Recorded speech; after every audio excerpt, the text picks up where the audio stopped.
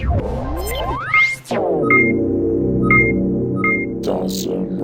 YouTube, Dawson Rider here with my review of the Interactive Megazord from the Power Rangers 2017 movie. Look, you can see me there. So this is a very large-scale Megazord that is just all one piece. It doesn't combine. I know there's been people being like, oh, they ruin the fun, they don't combine. That's the Tokusatsu fan voice. But they're doing a combining one, so just get over it. Just to get it out of the way, before I forget, I'm going to just show a quick scale to standard Megazord. I got Ninja Steel right here, so 1 second.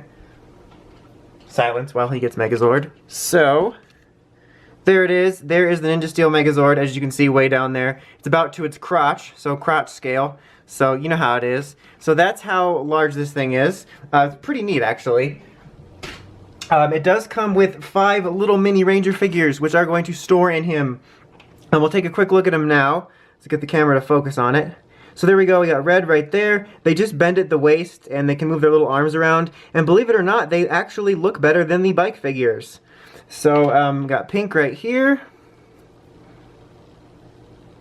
There she is. Yellow, coming at ya. Don't know why I said coming at ya. And blue. Oh wow, it was already focused. I was all ready to have to do it. And then here we have black. Right after I talked about how well blue focused, now black's giving me trouble here. There we go. So, pretty neat. I actually like these little figures. It kind of reminds me of the way the JoJo line comes with stuff like that.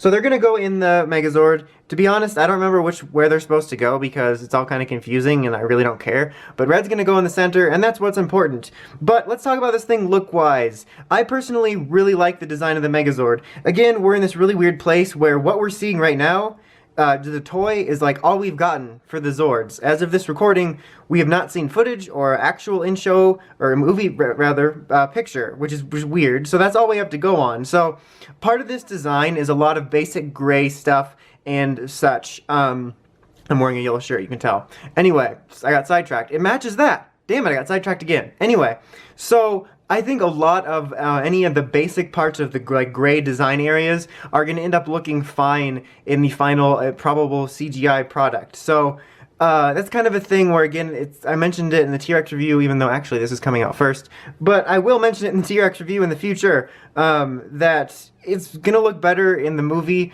that part, and also it's kind of one of the harder things to translate. But that aside, like I said, I like the design, and I actually really like this toy look-wise. I'm just going to do a quick pan here. Not Gohan's daughter, not to be confused with Gohan's daughter, but there's a just quick look at it. I don't know, like, I know there's a lot of basic details in there, but I just really like the way it looks. I think it looks pretty impressive, to be honest. My only, thing that I don't like about it is the way the feet look like suction cups. It looks a little bit better in person than the initial pictures did, but that's really my only issue look-wise. I mean, I just kind of like the design. I think it looks kind of sleek. I think especially on the toy, the helmet looks really cool. I think it looks great. The helmet's going to light up, and it's got this kind of nice shine to it. I like this shine here, too, and the little orbs. And, like I said, a lot of basic gray, which it would be nice if it was a little bit more maybe detailed and painted in a way, but it's all about the way the design looks. My main point is, I can see how it can look basic, but I just really do like the way it looks. It doesn't have much articulation. You can move the arms here, which is kind of nice, so you can sort of get like a shooting pose. You can move the arms around. I wish you could just rotate the fists or even the whole arm so that, you know, he can be holding his fist out like this when he's firing like you usually would. But yeah, and you can move the head. It does move around. It's a bit stiff, but it does move around.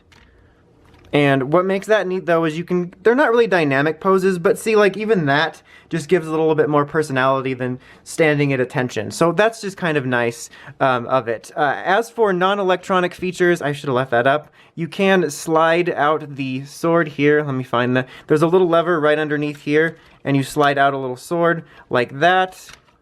And right here on the side is this little button, so you can fire little Gatling guns like that. But the main feature of this is going to be electronic. I'm going to load up the other 4 Rangers. Okay, so that sounds really weird. One. I'm just going to do it at random, like I said. So I think, let's put yellow up there. So there's no, like, buttons or any readers or anything. They just kind of go in there. So Let's pull this back. Do pink because her things are up here, I guess.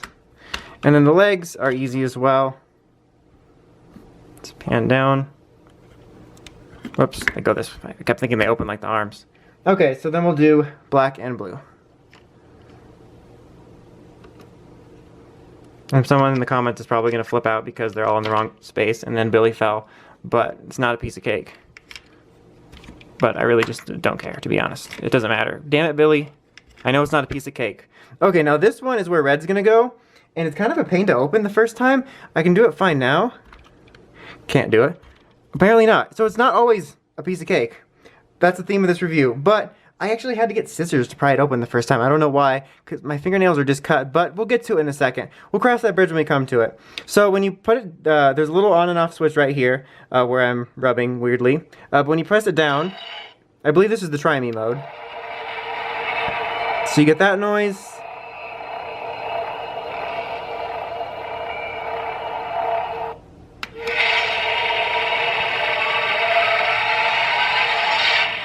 That noise. Let's swing a right hook at it. And that noise. And that's, like I said, the try me mode. That's what happens when you pull the little tab and play with it in the store or right now. Then press it all the way up for the actual on mode. Spoiler alert. So we'll see that in a second, but I wanted to place it over. So now let's actually open it. Put that there. I'm actually going to reset it. Okay, there we go. Because I have stuff to mention. So, place red in there. There is a little button that will make a little activation noise when you place them in. And that's all it will do.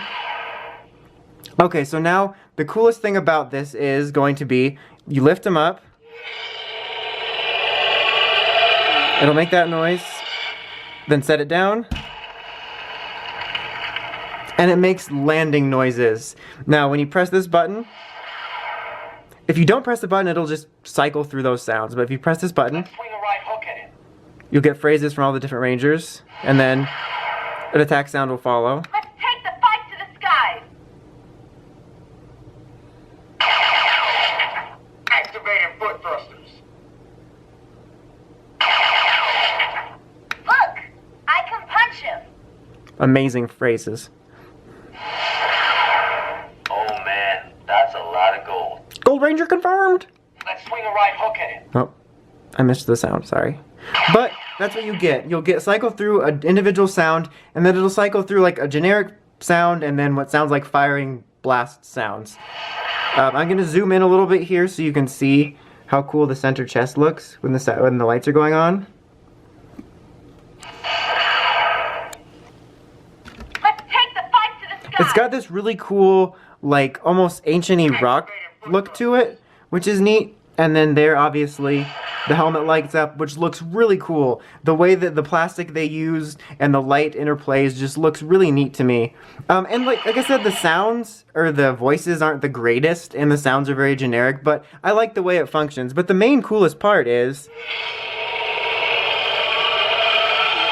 and if you let that go, you'll resume it, and then place it down. And I love that. I just think that's really cool. The whole lifting up and flying noise, and then when you place it down, it sounds like it's landing. I think that's just cool. And then when you do lift it up, there's also lights on the bottom here, which is just another neat thing.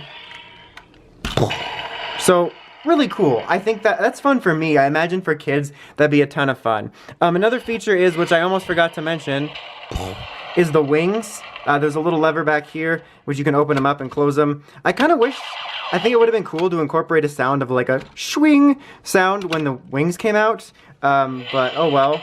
You can see there's some pretty neat little technical details along the side here.